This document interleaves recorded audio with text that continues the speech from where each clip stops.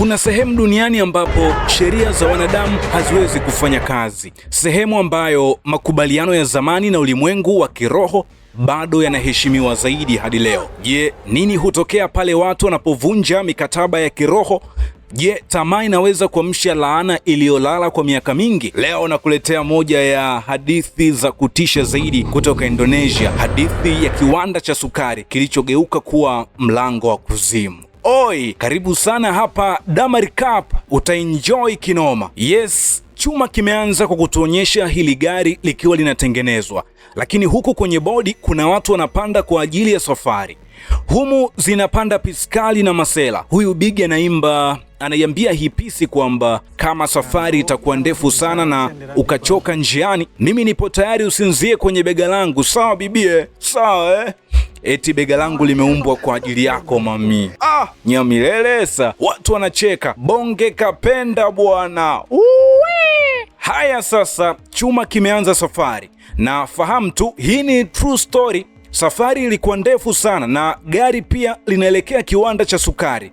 So hawa wanaelekea huko kwa ajili ya kusaka ajira, ili mradi wapate chochote kitu ili kukidhi haja ya mahitaji yao ya msingi. Watu walikuwa hoi sana ndani ya gari hili, lakini safari inaendelea bado. Bonge naye alipitiwa usingizi, lakini badala haigamiwe bega na kale kadada, bwana we, kuna mchizi anakoroma tu kwenye bega la Bonge. Bonge aka Frankie alimaindi kinoma. Miongoni mwa hawa wapo watu wawili ambao wanatarajia kufunga ndoa pamoja, ambao ni Hendra na Wat. Usiwaze, utawaona tu kwa mbali. Wanakiona kiwanda watakachokuwa wakifanya kazi, lakini mmoja anasema yani kile kiwanda na tulichoona kwenye TV ni tofauti kabisa. Kuna mmoja anasema lile ni tangazo tu, mara nyingi hakuna uhalisia na kitu halisi. Watu hufanya hivyo ili kuvutia watu kujiunga. Hatimaye wamefika kiwandani.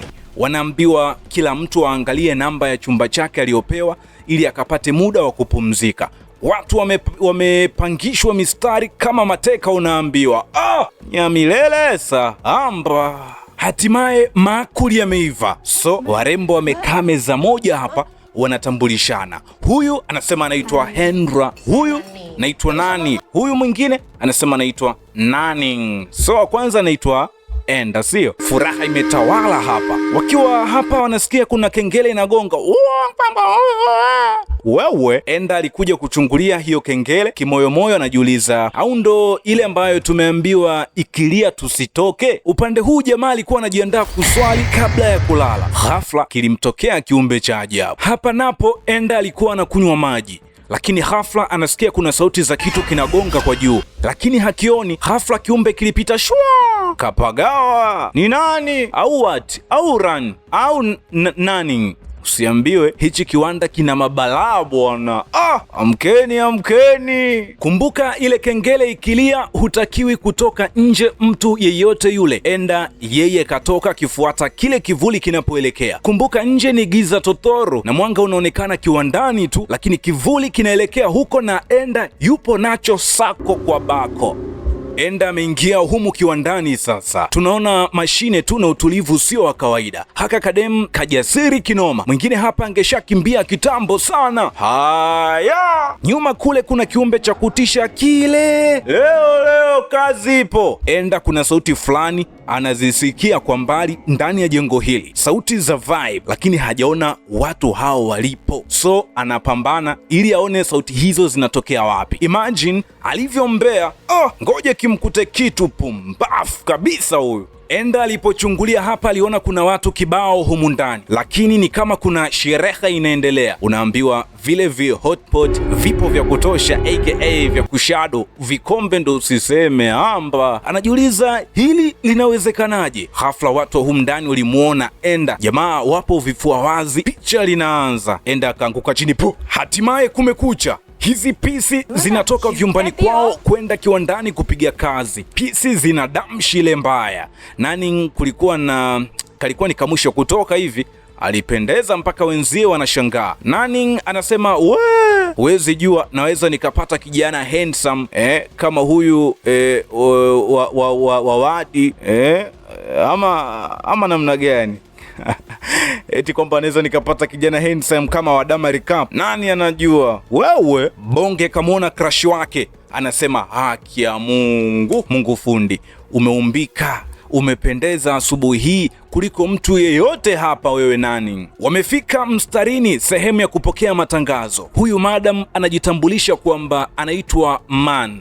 Yeye ni mkuu wa wafanyakazi hapa kiwandani, na madam akajitambulisha na akatambulisha na walinzi na wafanyakazi wengine ambao wanasaidia kuhakikisha kazi zinafanyika vizuri. Man anasema kwa wanafunzi wageni ambao mmefika jana, nadhani mlisikia kuhusu kengele iliyogongwa usiku. Wanaambiwa ukisikia kengele ya kwanza, hiyo ni ishara ya dusk, yani ni muda wa machweo. Jua linaanza kutua, kila mtu anaelekea chumbani kwake ndani. Na ukisikia alamu ya saa 3 kamili usiku, ujue muda wa hatari umeanza. Muda huo huruhusiwi kabisa kutoka hata nje. Wanaambiwa hakikisha huvunji hata kidogo sheria hii. Tumeelewana? Ndiyo. Wakaanza kupitishwa morning local, ndani unaitwa majina fulani fulani, enda fulani, utasikia naam, wengine utasikia Nyamilelesa. Huyu madam alimchukua mfanyakazi mmoja hapa na kusema, wewe utakuwa ukifanya kazi ofisini kwangu. Hawa wengine mishemishe ya kuanza kuvuna miwa ikaanza. Wengine kazi yao ni kupakia tu kwenye magari ili ipelekwe kwenye mashine za kutengeneza sukari. Hii pisi ikiwa inapita eneo hili, aliona huyu ndege yuko peke yake analia, pembeni kuna makaburi kadhaa. Ikabidi amsogelee, alimchukua na kumweka kwenye kiota chake. Huyu mama alitokea hapa akisema, utapata malipo mazuri kwa kitendo hicho ulichokifanya. Dili hapa alishuhudia Cobra uso kwa uso, sako kwa bako, lakini Cobra alimtisha akamwacha. Hii ndo ile kazini kwangu kuna kazi mama. Muda wa kupumzika umefika. Dwill anapewa michapo pamoja na washikaji wengine kwamba hichi kiwanda kimewahi kuungua moto miaka 7 iliyopita. Jamaa wakaona mchizi anawapanga, wakamuuliza nani aliyekuambia? Mchizi akasema yule Frank ambaye ni Bonge. Mchizi anasema nimeambiwa wote waliokuwepo humo ndani walikufa kwa kuteketea na moto. Kilichosababisha ni wao kupuuza kutotoka usiku kama walivyoamriwa kutofanya, wakapuuza. Kajamaa kanajua kusimulia Kajamaa kanasema oya, mlango ulijiloki. Unaambiwa alafu ni kama walilewa ile mbaya. Amini kwamba wanangu, shauri zenu. Kila aliyejaribu kutoroka unaambiwa hakutoboa. Jamaa anasema baada ya tukio hilo ndipo sheria mpya ya kutotoka usiku ikawekwa, sababu mida hiyo pepo walikuwa wanaingia kazini aka mzigoni, ili kusema aka kuwinda na wowote atakayekuwa nje eneo hili la kiwanda. Pepo walikuwa anasema naye. Huyu jamaa akasepa, anasema huyu mbwa muongo huyu. Jamaa muongo kama mbwa. Upande huu Enda yupo ofisini kwenye majukumu yake. Ghafla anatokewa na kiumbe cha ajabu hapa. Enda akapagana.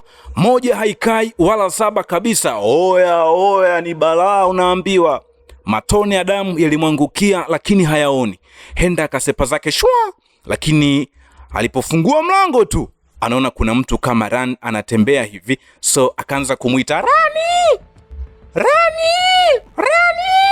Huyu hakuwa Rani bali ni kiumbe cha ajabu kilichovaa sura ya Rani.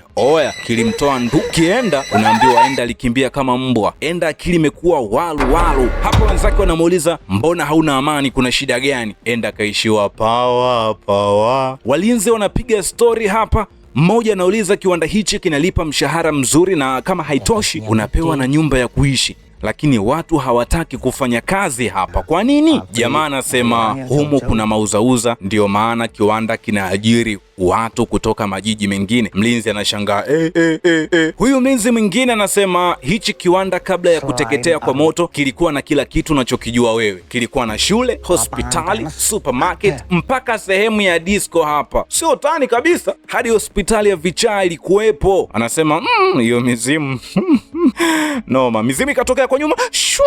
Anambia mizimu ikitokea shwa, ukigeuka unapotea baba, unayo inasema nawe. Jamaa anasema sasa inabidi tufanye tufanyeje sasa endapo mzimu huo ukitutokea? Mlinzi huyu mzoefu anasema wewe utasema tu samahani nisamehe, kisha hicho kiumbe kitatoweka. Saa 3 imefika, lakini Bonge aka Frank aka Muliono ambalo ndo jina lake halisi, kengele imegongwa ya saa 3 usiku na mtu asitoke nje. Lakini Bonge na Dui mshikaji wake mwana familia hawakuwa wamefika vyumbani kwao, ilikuwa bado kabisa wako njiani, so ikabidi waanze kukimbia. Cha ajabu Bonge akafunga mlango wake, then nje kasalia Dui. Sema kimeumana. Oya, noma. Upande huu chakula kinaandaliwa, lakini Nanning na Enda wanapiga story. Wati ana stress kinoma, anasema nimekuja kupambana huku ili nimpunguzie mama yangu mzazi majukumu, asitoe yake pesa zote za kunisaidia kufunga ndoa yangu. Lakini anasema anajihisi nikikata tamaa kabisa, imefika hatua anafikiria kuahirisha kabisa kufunga ndoa. Nanning anasema ni kweli, ningekuwa mimi pia nadhani nisingefunga kabisa ndoa, maana maelekezo aka pesa ni muhimu sana. Wanamuuliza hapa Enda, mbona hana raha kabisa, tatizo ni nini? Asiwe msiri bwana. Ile Enda anafungua sahani ili wapate msosi, ghafla anashangaa wanaona huyu mdudu, na swali ni je, kaingiaje? Oya, wote wakaingia hofu kudadadadeki. Unaambiwa hapa Wati alikuwa amejifungia zake chumbani, stress milioni, hajui hatma ya ndoa yake itakuwaje. Ghafla anashangaa taa imezima kisha ikawaka upya, yani inazimika inawaka wewe, lakini mwanga unacheza tu, taa ikaungua. Wakati Wati alikuwa chooni huku kujisaidia, tena anaona mazigzag. Dili alikuwa chumbani kwake anaswali pia. Wakati Wati alikuwa chumbani kwake naye akiswali, wakati alipomaliza tu kuswali alitokewa na kiumbe cha ajabu. Oho, asubuhi imefika na hapa wanaelekea kazini. Kuna jamaa hapa anamwambia Enda kuwa jana usiku ameota akiwa anazungumza naye ndotoni. Ikabidi amuulize, kwa nini wewe jana usiku umeota, kwani wewe jana umeota ndoto gani wewe? Wati alimuuliza mpenzi wake, na wewe umeota ndoto gani usiku? Jamaa akawa mkali sana, anamwambia wewe Hendra, wewe sasa wewe tumekuja hapa kufanya kazi, sio kuotaota pumbavu. Bonge akaona oho, isiwe kesi, hata mimi nimeota vile vile. Akamfuata Nanning, anamwambia huwezi amini, nimeota tumeoana. Nanning akamkataa Bigi tena, kama eti toka pa umeota nani wewe, tumbo lako kubwa. Enda akiwa eneo hili anashuhudia vyuma vya kubeba mizigo vinaelekea njia ambayo kuna mrembo mwingine pale, na huyo mrembo anaonekana kuwa ni Ran. Ikabidi Enda aende spidi kumsaidia, lakini huyu hakuwa ni Ran bali kiumbe cha ajabu kilichojivika sura na muonekano wa Ran. Lakini huwezi amini, miwa ilimwangukia Ran na watu wakajaa, ishakuwa noma. Upande huu Enda anagombezwa kwamba kwa nini hakubeba zile nyaraka muhimu mwenyewe na kuzipeleka zilipotakiwa. Kumbe zile document alizibeba Rani baada ya kuomba msaidie Enda. Story sasa huku madam anaambiwa kwa ajali hizi, madam inabidi tufunge tu kiwanda, hakuna namna. Anaambiwa huyu madam man kapagawa, panasema tukisimamisha tu hasara itakuwa kubwa sana. Upande huu bibi yupo na mumewe wanakata haya matunda, lakini kila kikata anaona hayatoki hata majimaji. Hayatoki bali inatoka damu nyeusi. Tunda la mwisho lilitoka pia damu pamoja na wadudu hawa. Huyu mzee nyuma yake anasema inaonekana ile ajali haikuwa ya kawaida. Huyu bibi anasema inaonekana kuna vitu havipo sawa. Mchana huu itatupasa kuandaa hafla maalum ya kuwapatia damu hawa jamaa. Mzee anasema nadhani wamekasirika hao watu. Je, ni watu gani? Hapa kwenye Dama Recap tutajua vizuri. Usisahau kusubscribe, kulike, kucomment na kushare, na uniambie pia utakuwa umeipenda sehemu gani hii movie. Mchizi hapa anamuuliza Enda kuhusu ajali iliyotokea, lakini Enda anasema ile ajali haikuwa ya kawaida kabisa. Anasema hichi kitu sijawahi kumwambia mtu yeyote hapa. Siku ya kwanza nilitoka usiku chumbani kwangu na kwenda kule kiwandani. Kuna kivuli nilikiona nikawa na kifata, lakini kivuli kilinipotea. Tangu siku hiyo nimekuwa nikitokewa na vitu vya ajabu sana. Anasema hata madam sikumwambia, naogopa atanifukuza hapa kiwandani. Enda anasema cha kushangaza siku hiyo niliona wayang performance, yani show. Jamaa anashangaa, ishakuwa balaa. Jamaa amemwasa Enda na anamsihi awe makini sana. Upande huu yule bibi aliyekuwa akikata yale matunda na yanatoka damu nyeusi yupo hapa na huyu mzee, lakini kuna kitu kama jina au maneno anaandika kwenye ng'ombe huyu. Pembeni kuna mfano wa zulia limetandikwa chini na bibi ndiye steering kakalia. Kuna vitu hawa ng'ombe wamewekewa kisha wanatamka maneno kwamba tunaamini ofa yetu itakubaliwa na ajali zitapungua, kisha wakafunga mlango na kutoka. So wanasubiri majibu. Enda amerejea humu ndani kwake, lakini kuna sura imepita shwap, akahisi ni Ran. Alipoingia hapa anamwona Ran akiwa anaangalia ukutani. Enda anaomba msamaha kwa kuwa chanzo cha tatizo lililompata. Ghafla kuna sauti zinasikika na Enda hazielewi zinatoka wapi tena. Alipogeuka aliona kivuli cha Ran kwenye kioo. Enda alitokewa na kiumbe cha ajabu hapa. Alipiga kelele, wenzake wakaja kumsaidia haraka. Na hii misala ni noma unaambiwa. Enda anaombwa asijihisi mkosaji. Anaambiwa Ran amerejeshwa kwao na anaendelea vizuri kabisa. Wakati Enda ametokewa na Ran na kiumbe cha ajabu kwa wakati mmoja. Bwana we, leo ni kama ngekewa kibonge aka Frank amekuja kugongewa mlango na crush wake Nanning. Wewe jamaa linasema naota au nipo live. Bonge akamwita mshikaji wake Dwi. Akaambiwa ni twange ngumi ili tushukuru vizuri mizimu. Jamaa akampa ya pua. Wote wanashangaa. Huyu Enda Nanning anashangaa. Nini? Kumbe wati bwana alimwomba Enda apeleke msosi kwa mumewe. Bonge anamuuliza Enda naye anafanyaje sasa ili apendwe kama ambavyo wati anampenda yeye. Mshikaji wake Dwi anasema tatizo Frank uogi, ndo maana Nanning anatembea kirembo kweli kweli. Wakati imesalia nusu saa kengele ilie ya kutoruhusu mtu kutoka. So amekaribia hapa chumbani kwake, lakini kuna kama kitu anakiona. Wakati anakitizama anajisahau mpaka kengele inalia akiwa hajafika chumbani kwake. Nanning alishuhudia nyomi la watu ambao walishakufa kitambo. Wapo wengi kama kijiji unaambiwa. Wazee wamekuja kuangalia kama kafara yao imepokelewa, lakini cha ajabu wanakuta wale ng'ombe wapo vile vile, lakini mmoja wao shingoni ni kama kanyonywa damu. So ikabidi sasa huyu bibi aseme kwamba inabidi asimamie yeye show nzima hapa. Amini kwamba shughuli hii wanaifanya live mchana kabisa. Hendra, mume mtarajiwa wa Wate, merejea chumbani kwake kupumzika. Alifungua kabati akaweka nguo na kulifunga haraka, lakini alipopanda kitandani tu anashangaa kabati lipo wazi kidogo na halijatoa mlio wowote. Jamaa kalala, lakini mabalaa yakaanza kumtokea. Asubuhi imefika, walinzi na wale wazee wamekuja spidi kwenye hichi kisima kuangalia. Wazee wanamwambia man asitishe shughuli za kiwanda leo. Hendra alienda kisima hichi kiwiziwizi kutazama kwani kuna kitu gani huko. Aliona kuna mtu amekatika ile, anageuka tu anakutana na huyu mzee.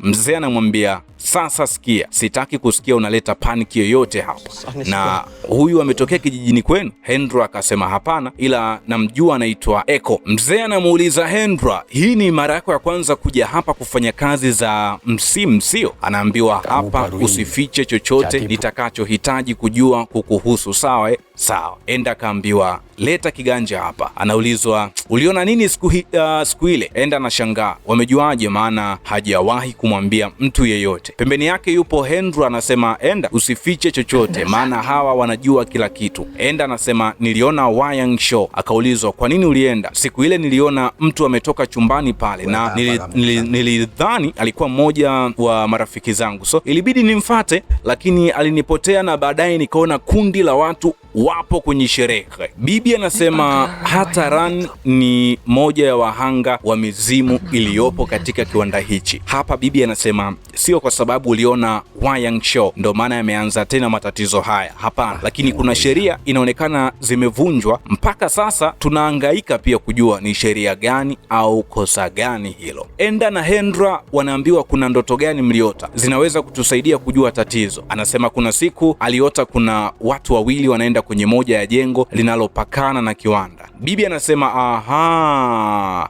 huenda tatizo kubwa limeanzia huko, labda uharibifu mkubwa umefanyika hapo, huenda watu hao ndio ambao wamesababisha majanga. Hili hapa jengo kubwa la warehouse ambalo hakuna anayeruhusiwa kuingia kutokana na makosa yaliyowahi kufanyika awali na kusababisha watu wote waliokuwepo jengo hili kupoteza maisha kwa kuungua na moto. Hapa mzee alikuwa anakabwa na huyu bibi ndani ya nyumba hii ambayo haruhusiwi mtu kuingia. Kisha jini likamuingia na kuanza kusema humu binadamu tunaishi na jini. Walinzi mkuu wa wafanyakazi wa kiwanda Enda na Hendra wanashuhudia hapa live hii shughuli nzima. Mzee alianza kukanyaga chupa akiwa peku, lakini hakuna damu iliyotoka hata kidogo miguuni mwake. Mzee anatafuna hadi vipande vya chupa, lakini hakuna kinachomtokea. Unaambiwa jina jin alikuja eneo hili. Wanauliza mama, kuhusu sehemu hii vipi? Wanaambiwa katika kipindi cha ukoloni ajali nyingi sana ziliwahi kutokea hapa, na malkia wa nguvu za giza alikuwa akiishi hapa, yakatengenezwa mazingira yake ili asidhuru watu wengine. Shakuwa noma. Miaka 7 iliyopita kuna kundi kubwa la wafanyakazi walifanya kosa hapa, ilisababisha nguvu za giza kukasirika na kusababisha moto mkubwa hapa. Tangu wakati huo jengo hili lilifungwa. Sikufikiri kama kuna mtu angejipenyeza na kuingia humu ndani na kuvunja sheria muhimu. Hapa mzee anaangalia hichi kisanduku, anasema kuna vitu vya Maharatu ambaye ndiye malkia wa giza, vitu vyake vya thamani vimeibwa.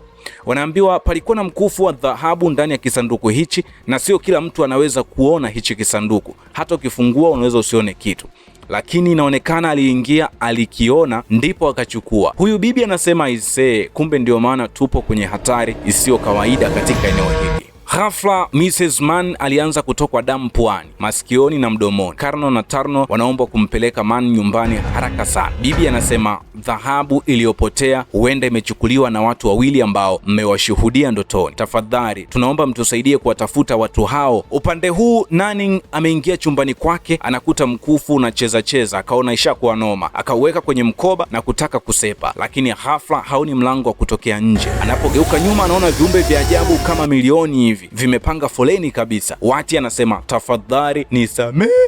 Hendra alisikia kelele hapa, anamuuliza Nanning kuna shida gani? Nanning analia sana, anasema ni sababu ya hii kitu. Anashangaa ndo ule mkufu wa dhahabu. Jamaa anasema wewe, kwa nini mikufu hii haipo hapa? Kwa nini imekuwepo hapa hii mikufu? Hendra anasema inabidi tuirudishe. Acha ujinga wewe. Walipotoka nje kutaka kuvirudisha, Nanning anashuhudia lile kundi la watu wa ajabu wakiwa pale nje wanasubiri mkufu. Alilia balaa. Hendra na Nanning wanatafutwa na wenzao, maana umepita muda mrefu hawajarejea na msosi unapoa kule. Wako wapi hawa? Hapa wanaanza kupata picha kuwa huenda wale waliokuwa wanatarajia kufunga ndoa pamoja, ambao walikuja kutafuta pesa hapa kiwandani, labda ndo zile ndoto ambazo tulikuwa tunawaona usiku kwa kufanya kazi bwana, au ndo wale walioiba mikufu ya dhahabu na bangili ya dhahabu nini. Hawana uhakika kama ni Hendra na Nanning au namna gani. Bonge na wenzake waligawana maeneo katika kuwatafuta Hendra na Nanning, ambao hawaonekani walipo na hakuna mwenye taarifa nao. Bwana we, viumbe vya ajabu vilikuwa vinaleta mabalaa. Hii inaitwa hatoki mtu, ukitoka nje unarudishwa tu shwa. Bonge aka Frankie na mwenzake Dwi wakiwa wanaendelea kumtafuta Nanning, mbele yao wanaona kuna mtu anaendesha baiskeli, kisha anaingia hii nyumba. Hawajakaa vizuri, anapita tena nyuma yao. Oho, ishakuwa mbaya hii. Walisepa kama mbwa, unaambiwa shwa. Bwana we, kila wanapokimbilia Bonge na mshikaji wake Dwi wanakutana na hichi kiumbe cha ajabu. Dwi na Bonge wamekutana na mshikaji wao, wanaulizwa kama wamewapata Hendra na Nanning. Jamaa anasema tumeliona jini tu linajikojolea hapo mbele. Hendra na Nanning hawa huku wanaulizwa, nyinyi mbwa mnataka kwenda wapi? Masaa ya hatari haya, amuoni kama nakaribia? Hatimaye mikufu na bangili ya dhahabu iliyoibiwa imerejeshwa kwenye kile kisanduku cha malkia wa majini. Nanning na mwenzake kumbe ndio walipita na mikufu na bangili ya dhahabu ya jini. Wewe, wanaulizwa ilikuwaje mkachukua? Kwa sababu yani lazima wewe una nguvu ya ziada ndio uweze kuona hivyo vitu. Semeni ukweli, la sivyo malkia wa giza lazima atawamaliza. So Nanning anasema kuna usiku mmoja tuliingia huko kwa ajili ya show aka burudani kwa wote. Nanning anasema aliona hicho kisanduku, alipofungua vitu vilikuwa vinawakawaka hatari. So Wati analia kwa uchungu kwamba Nanning alikuwa anajua fika wazi Wati na Hendra ni wanandoa watarajiwa, lakini akaamua kupita naye. Kilio kilikuwa kimetanda. Frankie naye kaumia kuchapiwa crush wake Nanning. Wewe, anamwambia Zendi uifanye eneo hili ndio imekupa uwezo wa kuona hiyo dhahabu za malkia wa giza hapa. Mzee anawacha bwana we, shughuli imeisha hivyo, lakini wazee wanasema hawa majini watatumia nafasi hii ya makosa yaliyofanyika ili kuhitaji kafara zingine. Mambo yameshakuwa mengi hapa ise. bonge moja la movie hii. Niambie umeipenda sehemu gani na unataka movie gani lingine tukufanyie recap hapa Dama Recap. Usisahau kusubscribe, pia kulike, kucomment na kushare. Movie kali zaidi hapa Dama Recap zinafuata. Share kwa rafiki zako pia wafurahie huu utamu. Niambie umeipenda sehemu gani ya hii movie, utakuwa umetisha kinoma. That's what's up.